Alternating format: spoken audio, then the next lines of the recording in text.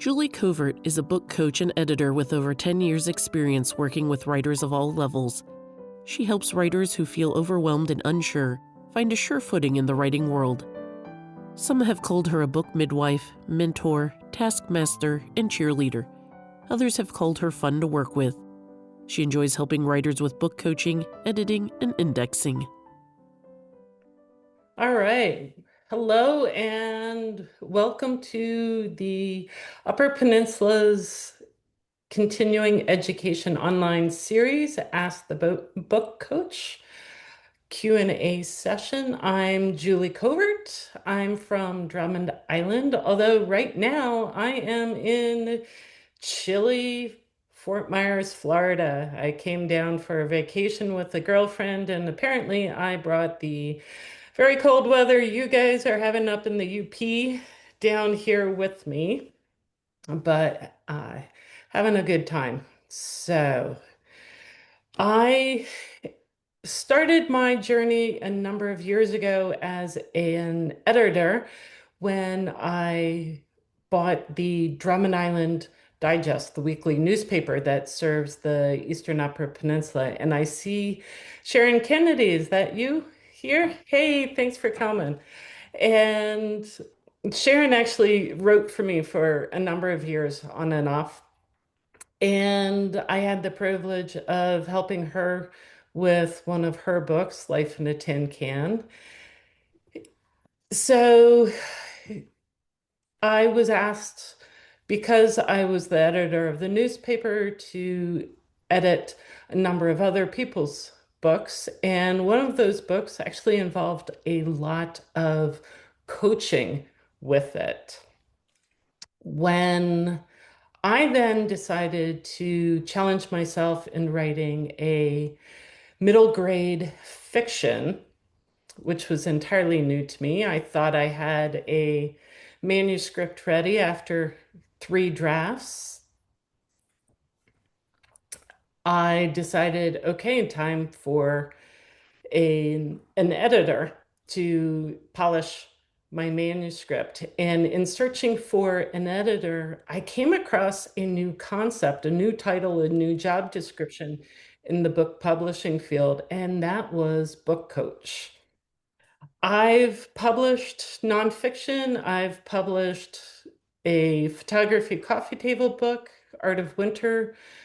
And in all my years of personally writing, I had never heard of the concept of a book coach. So I looked into it a bit more and hooked up with an editor who was also a book coach. And she showed me how a book coach is very different, but sometimes similar to an editor. And it's very different from an agent or a beta reader. After I went through that process of editing and being coached by Susie, I realized I really loved it and that I wanted to get into book coaching as well as editing full time. So when I sold the Drummond Island Digest last July, it allowed me to open my book coaching business and editing business full time. I've received over the last few weeks a few questions via email, which we'll get to. But one of the biggest questions most people have that I want to start with is what's the difference between an editor, a book coach, and an agent? With my story, with my middle grade fiction, I thought I was ready for an editor. But when I gave it to Susie, she said, it's missing a lot. And I didn't quite understand what she meant by that. So I scheduled some sessions, one-on-one book coaching sessions, where I sent her my writing. Wound up sending her my whole manuscript.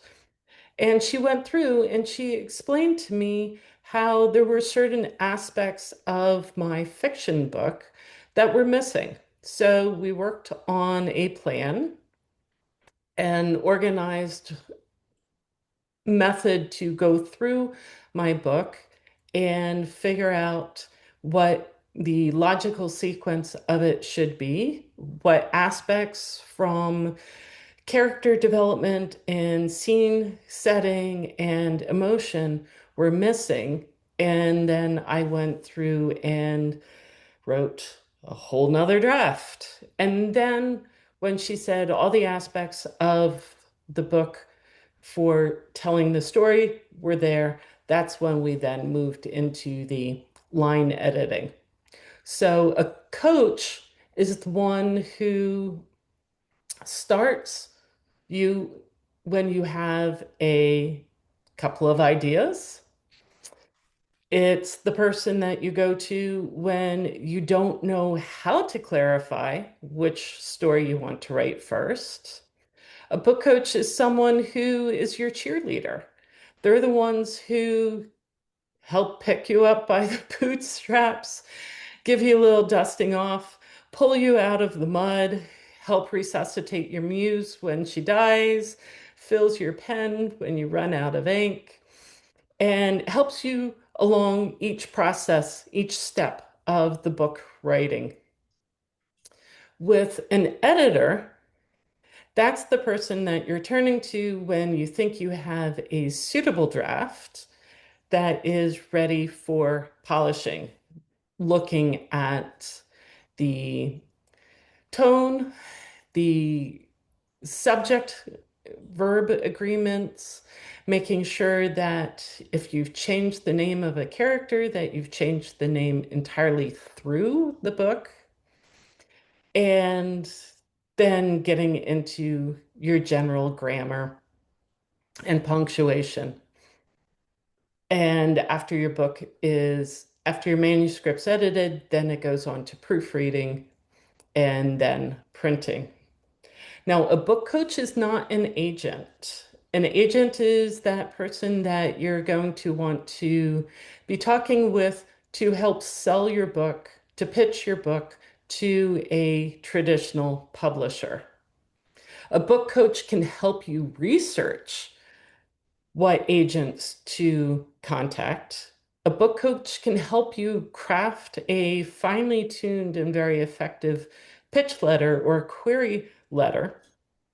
Your book coach can help you hone your message as to who your ideal reader is, and then send you off with some really effective written materials to then go pitch an agent. But a book coach is not an agent. Book coaches may have suggestions of publishers to contact, but they don't necessarily have a direct link to getting a book published. Many of us as book coaches will also help writers to determine if traditional publishing is actually the most effective and the best route for the message you have to convey, if it's the most effective and productive route for you to get your book published in a shorter time period. Nowadays, with on-demand press and hybrid printing and hybrid publishers, often a book coach can help you make that decision as to which route to go, whether it be traditional publishing, self-publishing, or in the middle. Now, I want to pull up. Victor, is it possible for me to share my screen? Sure. Okay, Go ahead and do that if you want. all right, let me find my screen that I want to share. Um,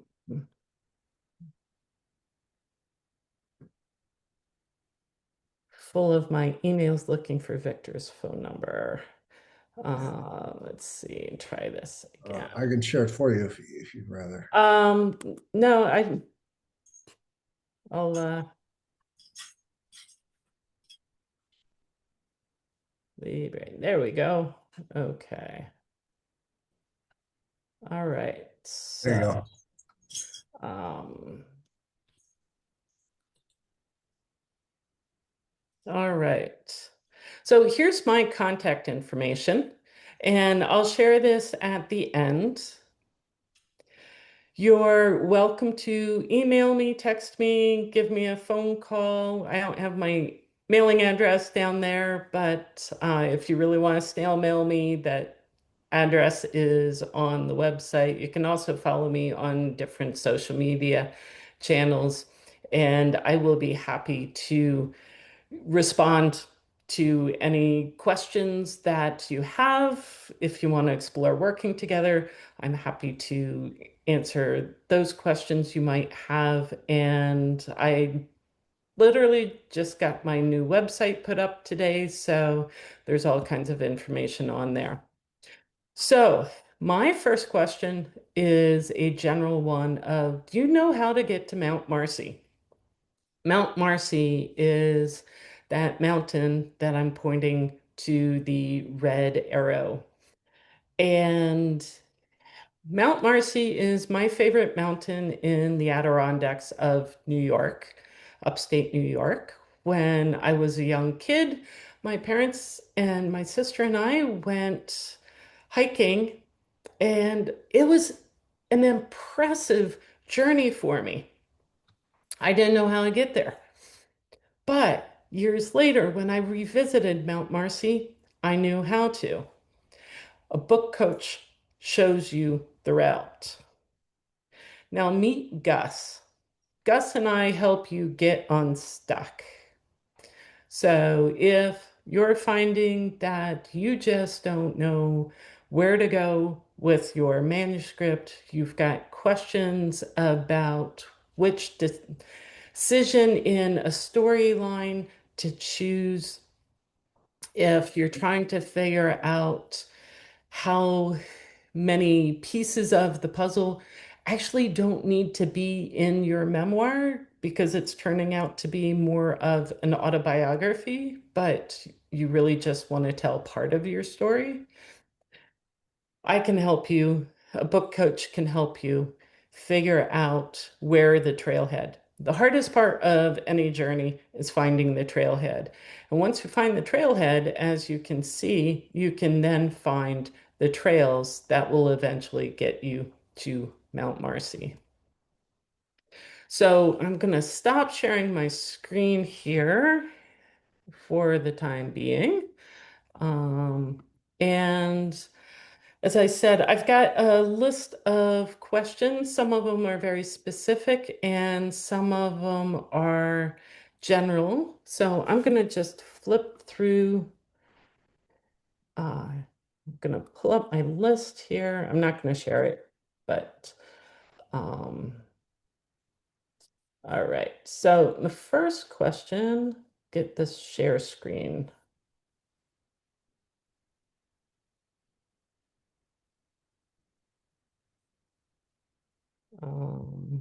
There. Whoops.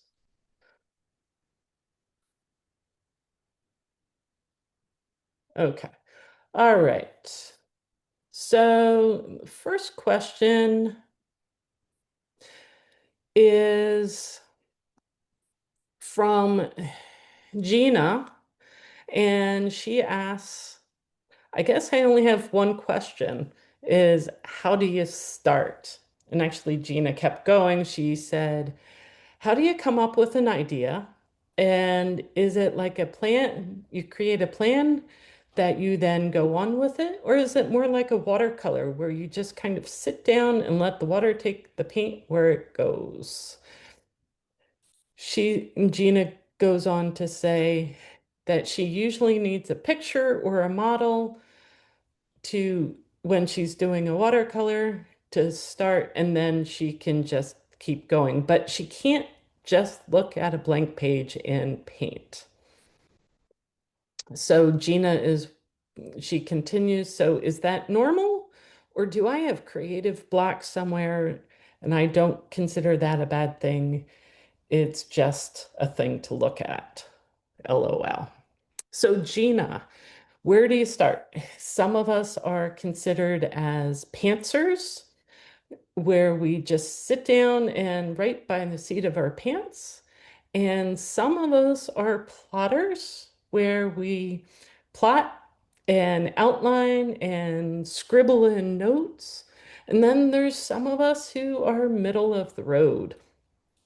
I have a tool called the Mini Trail Planner, and I also have a tool called the Full Trail Planner.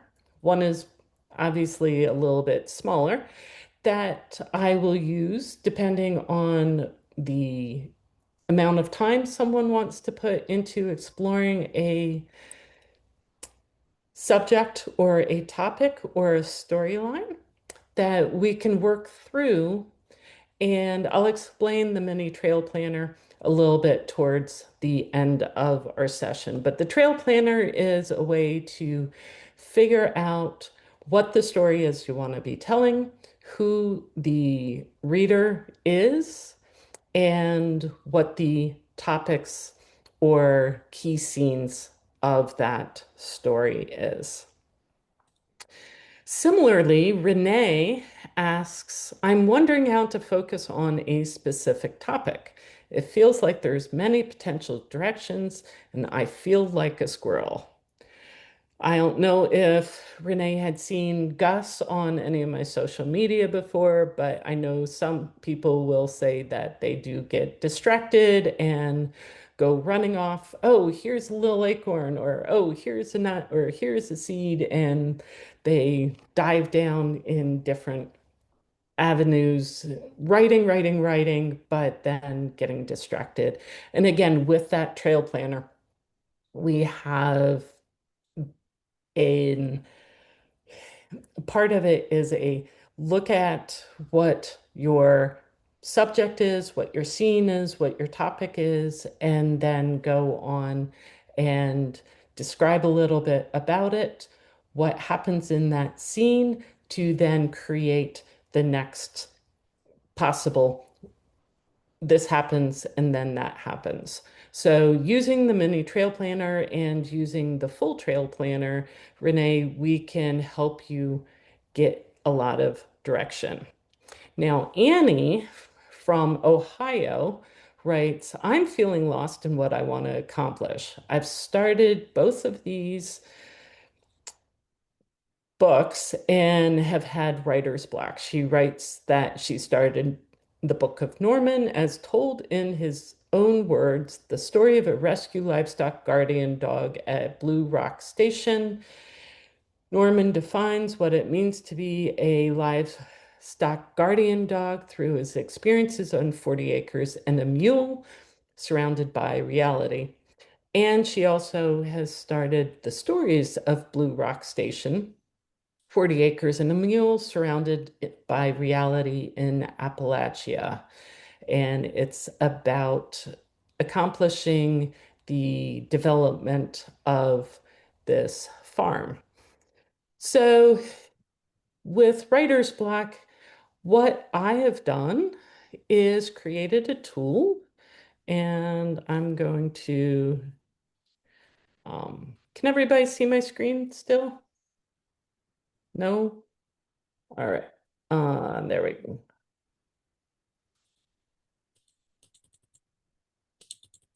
All right, Victor. Having a problem? Yeah, I lost my share screen. Should be the green button with the arrow pointing up. Yeah, I lost the whole, all right, let's try this. I'm going to go back to your No, PowerPoint. I got it. Okay. All right, so to help Annie and others of you,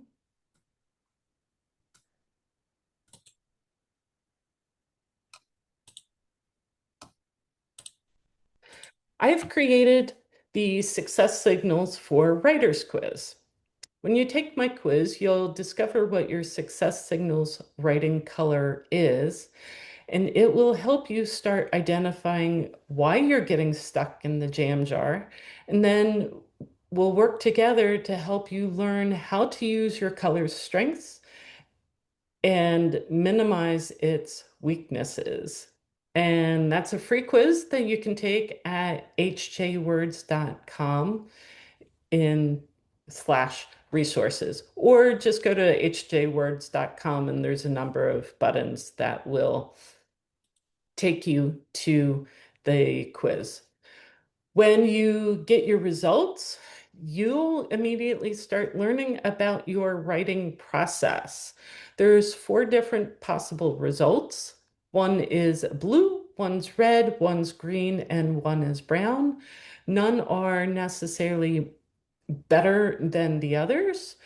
Each different color has a strength for different genres and weaknesses for different genres. So, for example, if you're like me and you're a brown writer, I know this says, Julie, you're a blue writer, but that was just a sample.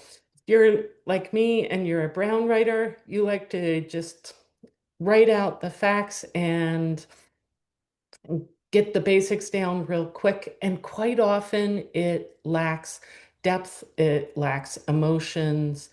But by identifying what my color was, I was then better able to understand what Susie was telling me about my fiction book of why I was lacking emotion and character development in my book. So, the real briefly, the browns are ones who are very succinct and get to the point. Greens love details and love research and get lost in research, often having trouble coming to conclusions or tying up so that they can actually finish their manuscript. The blues are emotional, heartfelt. They excel at writing romance and passion and empathy in their stories, but sometimes they get carried away. And sometimes they have a harder time writing more nonfiction. And then we have the Reds, and the Reds are the spurt workers. They're the really super creative who sometimes get really carried away in their character development and scene building. All right, we're back to that. We're going to stop sharing my screen. Stop sharing. So, at this point, I'm going to go back to a few more questions to touch base on. So, to recap with Annie feeling lost, she feels like she's got writer's block. I replied to her email directly and said, Annie, figure out where you were in your writing process and what color you were. And she and I are going to later have a conversation. If I remember correctly, her result was that she was a blue, and she was just having a very hard time developing conclusions, knowing when to stop about all the things that she cared about, both for Norman as well as her farm, Blue Rock Station. And then we had Eldon write in. He says, I'm a new member of UPPAA as of January 26th and a fledgling writer. And he's currently working on a memoir. I believe it's memoir. He doesn't specify actually. And he asks, I'm using familiar names in my recounting of the period familiar to myself. I wonder that after 30 years of past time, if I'm obligated to contact said individuals, or am I to be compelled to change all names in order to publish this manuscript up the ladder for soft cover consideration? So, Eldon, I don't see you on here. If you are, thanks for tuning in. And if you're not on here, hopefully you're watching this later on the replay. To answer your question, with names, you're going to want to consider if there is personal information that you're going to be divulging. If it's a memoir and you're divulging information that is sensitive, I would highly recommend that you change the names. With sensitive memoir books, quite often it's a really difficult decision of whether or not you're going to change the name and whether or not you're going to show the manuscript to said person prior to publication. So, Eldon, that is a really excellent question, and it's a question that I invite you to contact me directly about, and we can schedule a session to work on that further. If it's a fiction book, yes, I would definitely suggest that you change the names just because then you can add details that are not actually factual for that character. And quite often, someone will take events from their life, turn it into a fiction book, and they'll combine attributes, characteristics, or events that a person or persons experienced and make fewer characters in their story. And that would definitely require a name change. He also asks, I'm not going to be a self-promoter of the intended story, whereas I connect with any military service organizations or programs. His writing is going to be based on military experience in the effort to draw interest in my work. The unrequited love story is seen as a fraternization infraction in the military. To assure you of my storyline, whether it is hot or cold ranking in its core wording, it is assuredly just above warm. To whom then would I have print and promote my written effort? Eldon, this sounds really fascinating. I'm looking forward to hearing more about your book. To answer your question about who would you have print and promote your book, that is going to be, in the long run, up to you. The authors nowadays, whether you are traditionally published or published by hybrid press or self-published, really the publishing is your decision and the marketing is entirely pretty much on your shoulders. Now, I know there are a lot of presses that will do some of the marketing, but it's writers, it's authors who are really their own best promoters. Always carry a case of books in your back seat or in the trunk, right, Victor? Absolutely. Don't leave Yeah. home without it. So, I've talked with Victor quite a bit over the last few months, and he's explained to me how his press and publishing company works. And for a small publishing company, I have to say I'm truly impressed with the marketing that he is offering as support to his writers. So thank you, Victor, for that. And then Eldon's last question that I want to briefly base on, he says that he's retired and living on a very tight budget. Who should I contact to have my work reviewed and critiqued that isn't higher charging for such services? I think what he's asking in the long and the short of it, is there any way to receive essentially a veteran's benefit or a senior citizen discount? Unfortunately, I don't know of any directories that will state that. You can do a lot of research online, and I know there are both book coaches and editors who do offer veterans and or senior discounts to people, but that's going to require a lot of research. I will say to everybody who is a member of the Upper Peninsula Publishers and Authors Association that through the end of March, I am offering a 15% discount on all of my services, both my book coaching and my editing services. And when you sign up for that, you'll just want to mention to me that you're a member of UPA, and if you're paying online, the coupon code, which I'll give you at the end of this presentation, the coupon code is really simple to receive your 15% off of services. It's UPPAA, all in capital letters.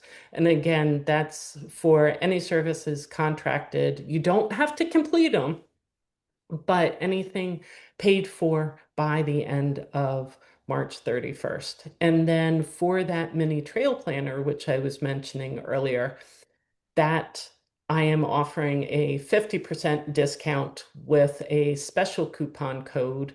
And that coupon code is UPPAA, all in capital letters, and then capital M, and then lowercase INI. So UPA mini, and that gets you $150 off the mini trail planner.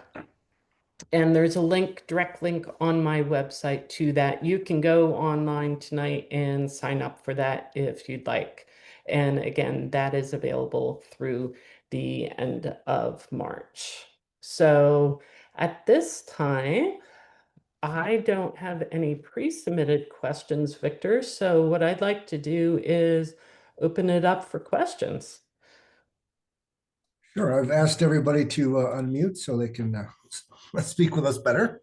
And love to hear what you guys are thinking, or just share where you're at in your project.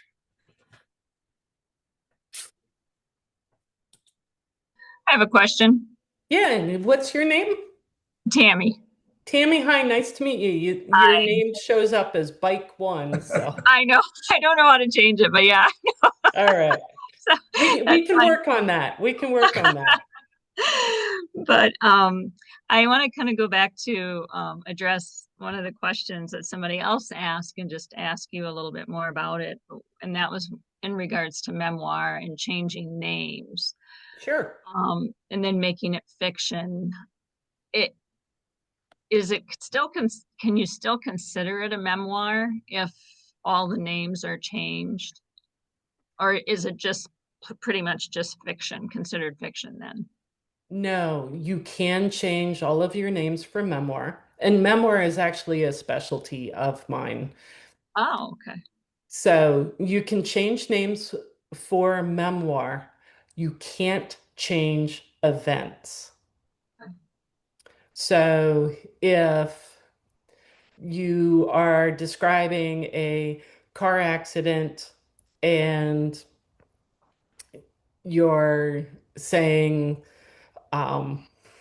so and so was reading to you while you're driving down the road, and so wasn't actually in the car reading to you, you were texting or talking on your phone, you have changed the events.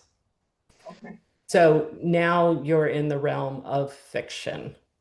But if you say, Julie was in the car reading to me as I was driving down the road, and she got to a point where I had to turn and go, really? And that's what distracted me. But you want to change my name because I feel so bad that it happened. You're welcome to then say, Susie was reading to me as I was driving. Now, there are times when someone wants to tell large portions of something that has happened in their life, but it's too sensitive or it's maybe even too dangerous to actually reveal the actual place or the time period or the people involved. And so that's when it becomes fiction, where you're keeping the storyline, but you're changing the identifying characteristics.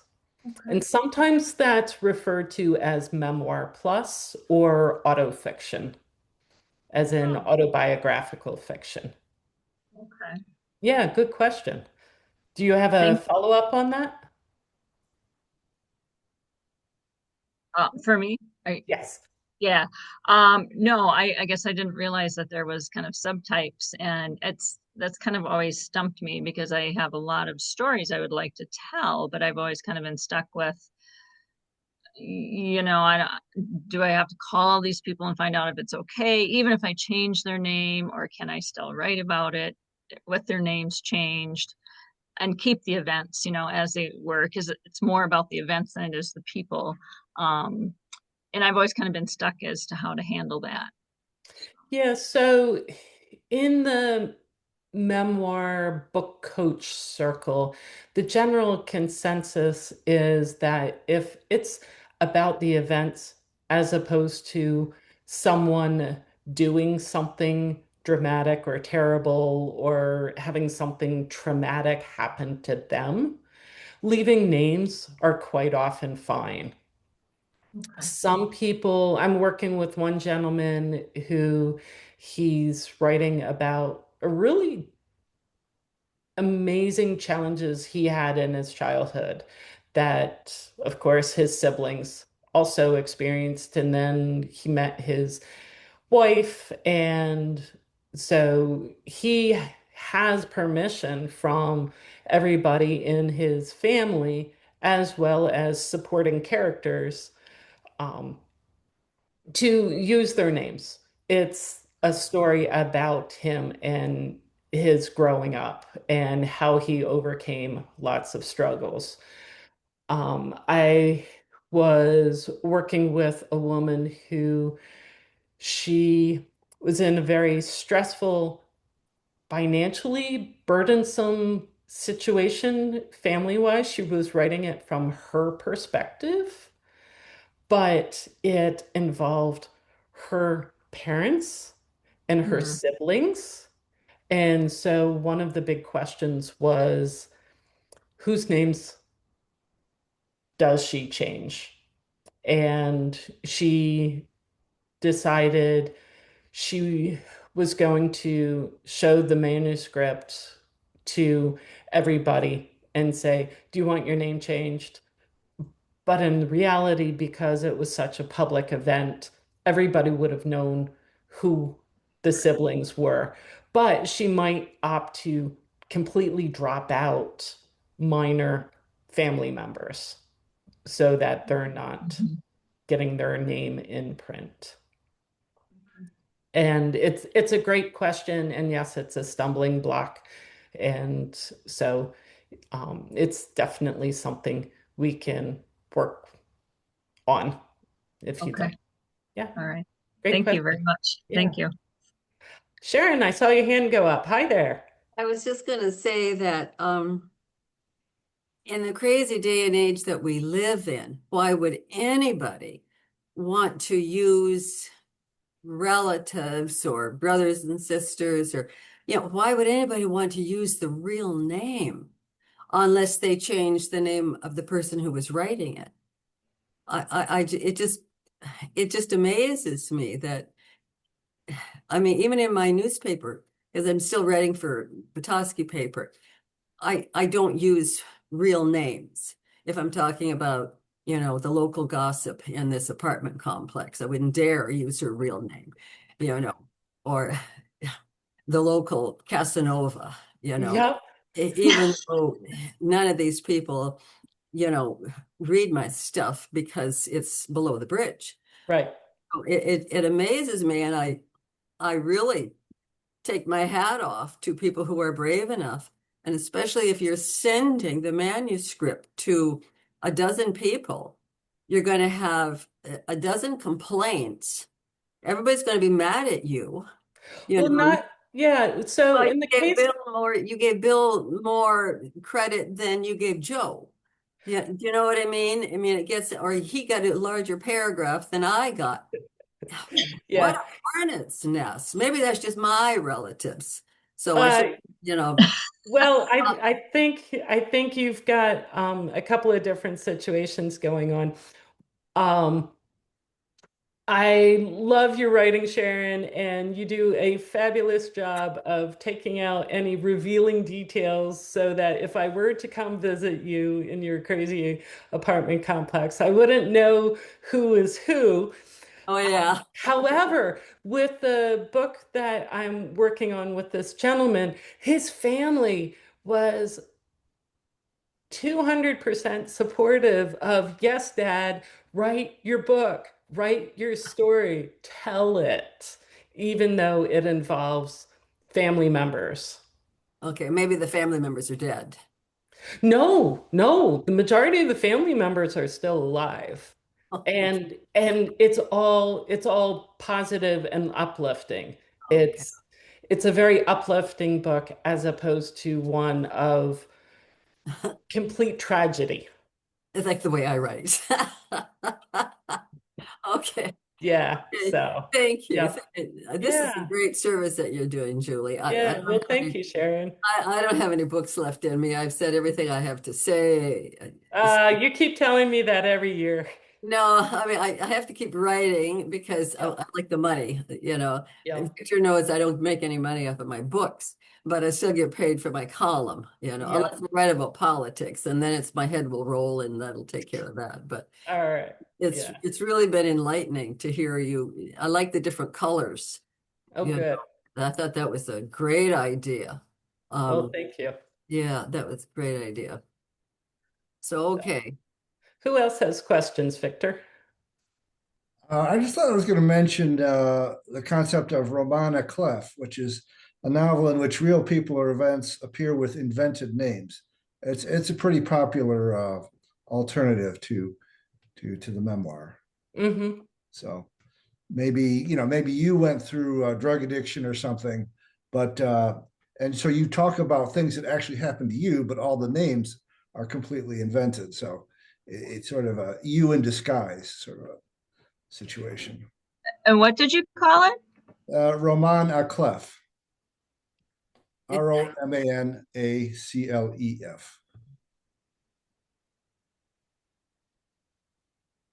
It depends also on how good of a sleuther a person is. Um, uh, popular or favorite book of my husband's and I is about an island off the coast of Maine and a gentleman and his wife living off the grid on that island. And the way he writes it, he implies that the island's name is different than what it is in the book. And so my husband, around Christmas time, spent a number of hours sleuthing it out and figuring out actually where that island was. So, um, depending on how well you change characteristics and traits of other people, sometimes name changes are a good cover, but it won't necessarily um, completely disguise the other people involved. And Tammy, a lot of it's also going to be the nature of the book. If it's interesting and uplifting and inspiring, then your characters, your people involved in the book may actually be honored and thrilled that you've included them. Whereas if it's using the example Victor gave of being uh, drug addiction and people are embarrassed that they met you in a rehab facility because they don't want others to know that they were in a rehab, then yeah, you definitely want to be looking at changing the names. And I know that some people will just write their book, change names, and just it is what it is. Let them be mad at you as long as you don't put anything slanderous or libel in it. And if you find yourself putting something slanderous or liable, then I really invite writers to go back and examine why they're writing that book or that section. If they're trying to get back at someone for doing something, a book isn't the best place to do it. So, Yeah, I agree. I had to fire an author. We were pretty far along, but she was insistent that the graduate school she had attended had abused her, and this was a very, very large institution. And I told her, this isn't the place to settle your scores, and I'm not comfortable, with an institution of that size, maybe, coming at me with their lawyers. So yeah, yep. So, along with specializing in memoir, I also do coach and edit nonfiction and fiction. So we can also entertain questions there. Gina, I see that you're on tonight. Thank you for attending. I know you have limited bandwidth where you are. Um, so feel free to type in the chat if you have any questions. Or did I get your questions answered completely? So,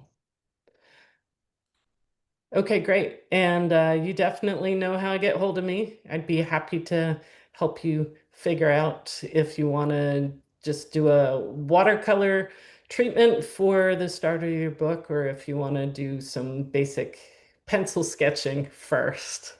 So, what other questions can I answer for folks?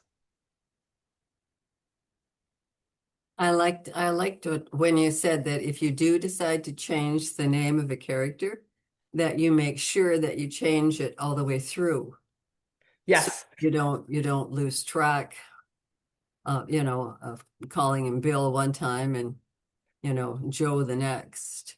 Yeah, there's nothing like getting to know a character who's always, say, wearing a blue denim shirt by the name of Bill, and then halfway or three-quarters of the way through the book, there's a new character by the name of Victor wearing a blue denim shirt. And it's like, huh?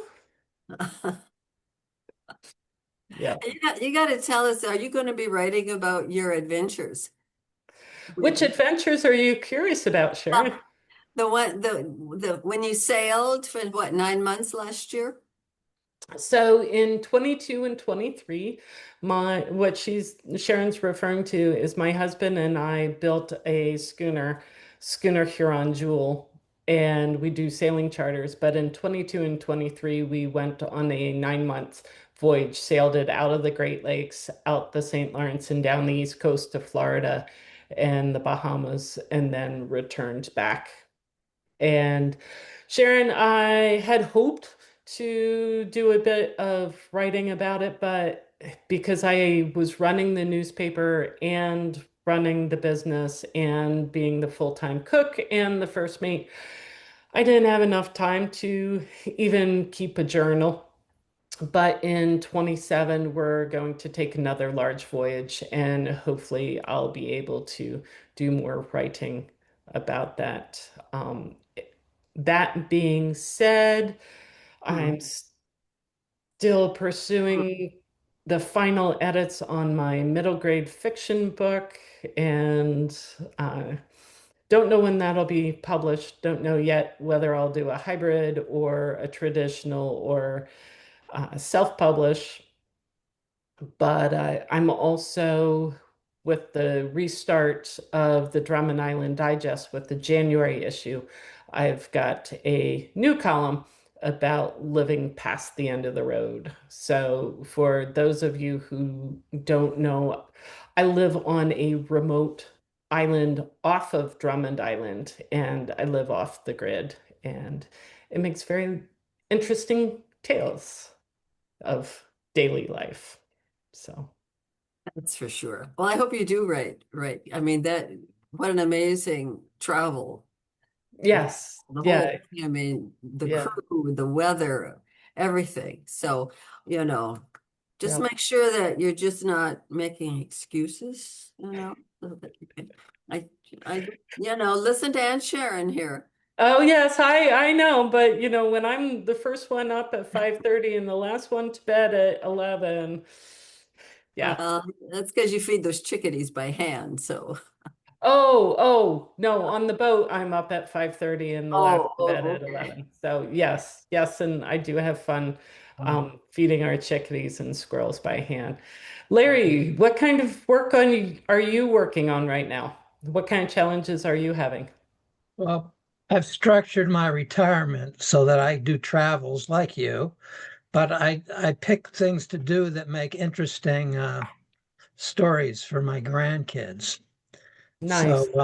So one was a bicycle ride I did around Lake Superior a few years ago, um, and to make it more interesting, I did deep dives into a lot of the local legends and folklore, read a lot of Ojibwa literature, and um, and so uh, I'm gradually refining the short stories that are in if you write around Lake Superior, it's kind of good.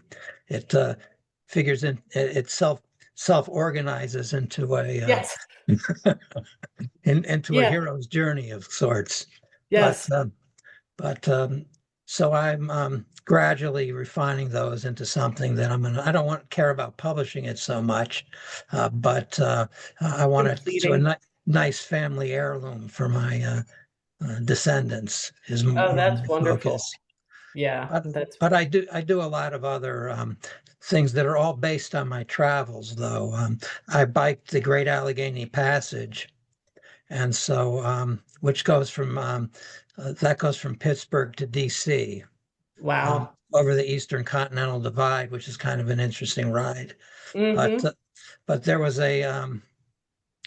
a hotel called Morgan Tool, and I thought it was like an Irish kind of, it sounded kind of Irishy, the name Morgan O'Toole, but it was a morgue and a tool company. And so when you walked in, they had like a line of caskets in there. So Oh, that, yeah, it's kind of an eccentric place. So I created a story about that, and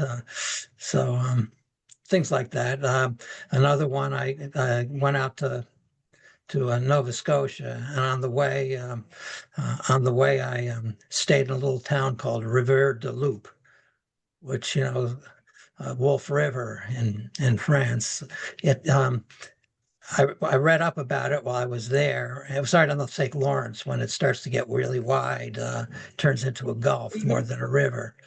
And uh, so the story on that little town was that a bomber in the 50s carrying a nuclear weapon got into mechanical problems, and the protocol for those days was it was to vaporize the bomb so it wouldn't fall into enemy hands. So Oh my. the town got showered with radioactive.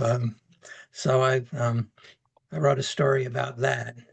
So so they're all based on my experience, but some are fictionalized, Hmm. and some track very closely with my experience. But um, I use the grandfatherly license to exaggerate a bit. There you go. So Okay, so then if you're exaggerating a bit, that would be turning it into fiction as yeah, opposed it to is. memoir. Yeah. It is. Um, Wonderful. so so um, Wonderful. I was going to ask you a question about Yeah. how would you classify um, uh, Jim Harrison's false memoir. He called it Wolf, a false memoir. It was kind of fictional, but he used the word memoir in it. So it was kind of Yeah, if it's fiction, if there's changes, it's fiction. right, Um, right. or we can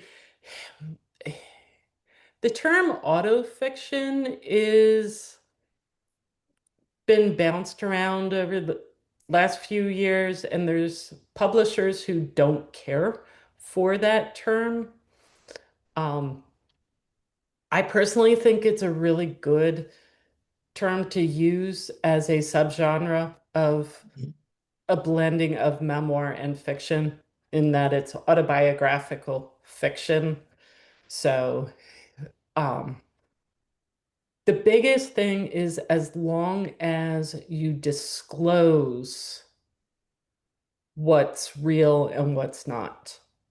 There's been, it seems like now every year or so, a new memoir that comes out that is being printed by some of the larger publishers and is getting great acclaim by the press, but it turns out to be fake.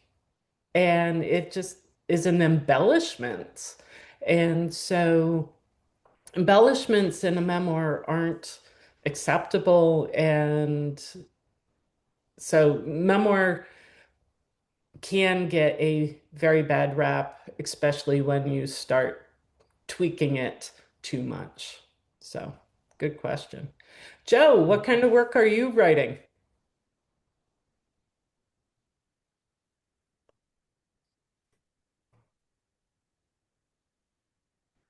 For some reason, your mic isn't working.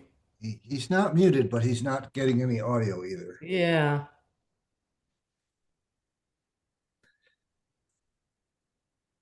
While he's working that out, I'll just mention a wonderful book by Tom Pelissero of Bessemer called Bring One Home. And this is his account of growing up in the 1960s when the Bessemer basketball team was suffering, a high school basketball team. And he was 8 years old. So it's not a memoir. He calls it creative nonfiction. And he interviewed many of the surviving people. And Yep. it has hundreds of footnoted newspaper articles. So it's a very fascinating work, and I would highly recommend it to our audience. Nice. What was that again? Bring One Home by Tom Pelissero, Pellissero.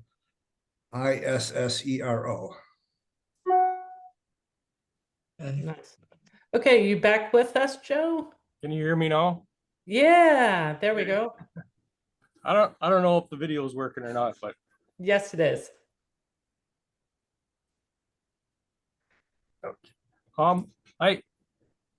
I write a fair amount of fiction, but I don't get past the 3-ring binder stage of it.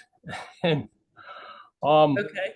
you mentioned, how do you know, would your service be to say this is not ready for an editor, and that's what a book coach would help you with more, like, Mm-hmm. because I think I've rewritten it a number of times, but I don't get beyond myself. So if a book coach could at least look through part of it and say, yeah, you need to do more work, or you need to shorten it, or stuff, is that's what you would Yes. do? Okay. Yes, exactly. So on my website, on the Get Started page, there's a button that says something along the lines of fill out my new client questionnaire.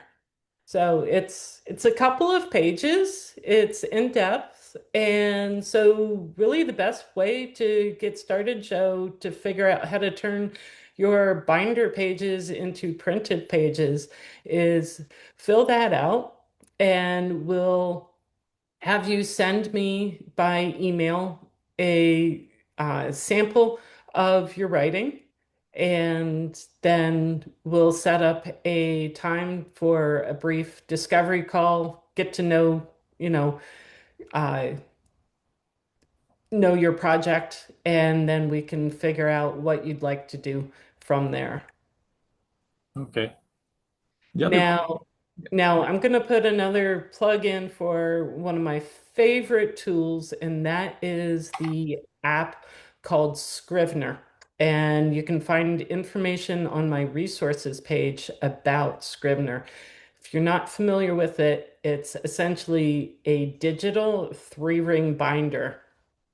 And you it's a fabulous way to take your pages, write out a scene, write out a chapter, set it aside, and you can do it in any order that you want, as opposed to working in, say, Microsoft Word, where you're trying to copy and paste and transition things. With Scrivener, it's literally a click and drag to move scene or chapter. And so I have a link to uh, the Scrivener website, and you can get a free trial.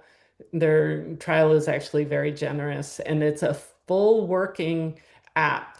And so if you decide that you don't want to, your files will still be viable if in 6 months you decide, hey, you know what, I do want to um, go back and use Scrivener. And if you want coaching on that, I work one-on-one with people to set up their files and show them the terrain. I also, on my resources page, have a template for a memoir manuscript in Scrivener. Scrivener already has a fiction template. So I created a memoir template that you guys can grab there. So, yes, Larry, another question. Great. Yeah. So, what is your view on uh, the service called Pro Writing Aid? It's kind of like Grammarly, only it's a little bit more focused, designed by writers for writers and that kind of thing. Have you familiar with it? I have heard of it. I have not used it. I am a proponent of Grammarly. I started using Grammarly when I was just needing to make sure that an article that I had edited for a writer in the newspaper had done. My writing process with that was I'd take their article and I'd write it, I'd edit it, and then for me to have an editor double check me, make sure I don't have too many that's or other pronouns or such, or make sure all my commas were in the right place. I would then briefly run it through Grammarly. So I've not talked with anyone who's writing the uh, pro writerly aid, but it's a tool. It's a tool that can be used very effectively, but my personal opinion is with AI or Chat GPT that that's not the way that a good book is written. If you need to get ideas on how to structure a sentence, such as change it from passive voice to active voice, those tools can be very effective and will, if you're paying attention to what those tools are doing, you can actually learn a lot. And so use it as a learning tool as opposed to a crutch. Yeah, it has this thing that it looks for redundant words. You know, you've Yeah. used a word too many times and that kind of stuff. So, Mhm. Yeah, there's nothing wrong with that. And the thing I find with Grammarly that I encourage you keep an eye on is sometimes when redundancy is being flagged or word choice is being flagged, often what happens is the context or the meaning of where you're wanting to go gets lost with their suggestions. yeah. So if we're talking about a sword fight and the word sword is used 10 times in 3 paragraphs because it's a sword fight, we don't want it being changed up to a saber in one sentence and a machete in another and a dagger in another because those are different weapons. So that's the word choice and context and meaning of it can be the biggest challenge that I've come across. Sometimes it's really good for conciseness as well. Yeah, great question. All right. Tammy, yes. I just wanted to ask you, so can you, and I apologize, I have not ever been to your website as of It's yet. okay. Can you speak just a little bit about how you charge for your services and Yeah. So I have different packages for book coaching. I have the mini blueprint, which is a great place if you want to test out an idea, if you want to say, is this really something that is a deep enough or large enough subject or event to write about? I have then the full trail planner where we get even more in depth with what your story is, who your reader is, really help focus you on where you're going to be starting, what your arc of change, and where your final point is. So we work through that in detail, and that's your trail map essentially. And there's flags, there's signposts along the way that we create, such as identifying, okay, not only what your subject matter is, but really drilling it down of, okay, if you're writing a memoir about um, raising horses, and all right, is this more targeted to a 16-year-old audience, or are we talking about a 42-year-old? Or are we talking Midwest? Or are we talking mountain states? So we really drill it down so that as you are in the writing process, you can really stay focused with your attention on who it is you're trying to write to. Because when you're clear about who you're writing to, your writing is much clearer. And then your story is more compelling. And then for people who, like Larry or Joe, have a manuscript or parts of manuscripts, I have packages where we're looking at the manuscript, addressing what it needs. Sometimes it's a structure that it needs. Larry was talking about going around Lake Superior, and yeah, you're absolutely right. You can't jump from one place to another in storytelling that way when you're talking about going around Lake Superior. But sometimes I bouncing back and forth from present tense, current day to something that happened in the past, flashbacks, flash forwards, that needs working out. And so, in some of the packages that I have where we're looking at manuscripts, we're addressing that sort of situation. And then I have editing packages for an entire manuscript or sections of a manuscript. And it lays out who the package is for, what you'll get out of it, what you'll accomplish, and then what the structure of the package is. So email support, phone support, and Zoom meetings, review of materials, editorial letters, inline comments, and even then editing and line editing. I do not do proofing. That's not my forte. And it's by the time someone gets to the ready for proofing, I feel that it would actually be a disservice if I did proof because I've gotten to know your story too well that I'm not reading it in depth. I'm not going to be catching everything that a proofreader would. So that's when I then hand you off to someone else. So, and if you have questions of, hey, I'm not sure which way to go, fill out my new client questionnaire. We'll set up a phone call and we'll talk about where you're at, where you want to go, and the best route for you. Okay, great. Thank you. Thanks. Oh, you're welcome. Great question.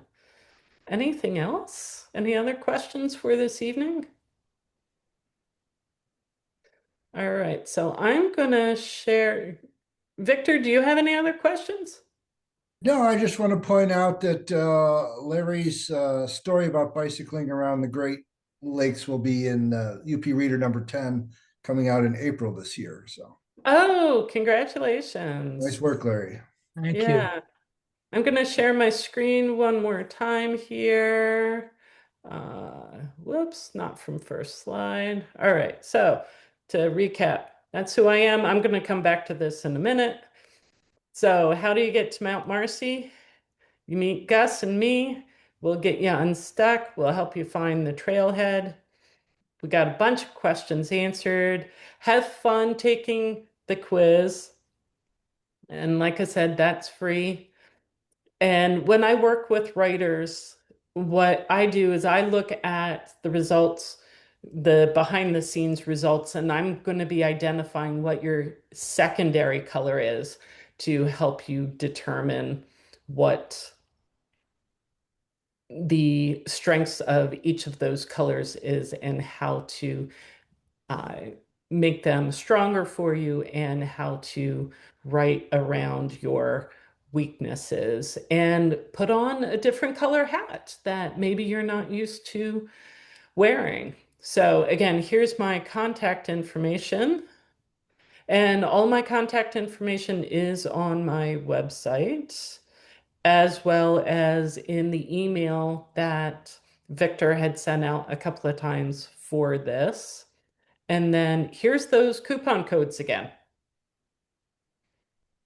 So UPA Mini is for 50% off the Mini Trail Planner, and UPA is for 15% off any coaching and editing that is purchased, paid for through the end of March. And like I said, you do not need to have it completed. It's just we're starting to work together. So, Thank you. yeah. Yeah, thank you very much. Oh, you're welcome. Thanks a You're lot. welcome. Very, very interesting. You bring out a lot of good points that, maybe some of us hadn't thought about before. Yeah. And again, you're all welcome to, if you have a quick question, hey, what about this or what about that? You're welcome to contact me. I'm readily available. Sharon will tell you I'm on my computer way too much sometimes. But No, I love connecting people, and if I'm not the best person to help you out, I will point you in the direction. You may have noticed another woman, Valerie, who had popped on here. She's actually a colleague of mine. She lives out in California, and she also coaches memoir and nonfiction, and she loves doing this as well. So she said, Julie, I'll join you. And that way, if nobody has questions, I'll throw you some softballs. But she has strengths and interests where I don't. And so we have a whole network of book coaches. And so if I don't know the person that would be the best fit for where you are in a project, I've got a whole network that I can refer you on to. So I'd just like to recommend you because I've worked with Julie, as she said, on and off for a number of years. Very easy to work with, very receptive, answers your questions, always will respond to your emails.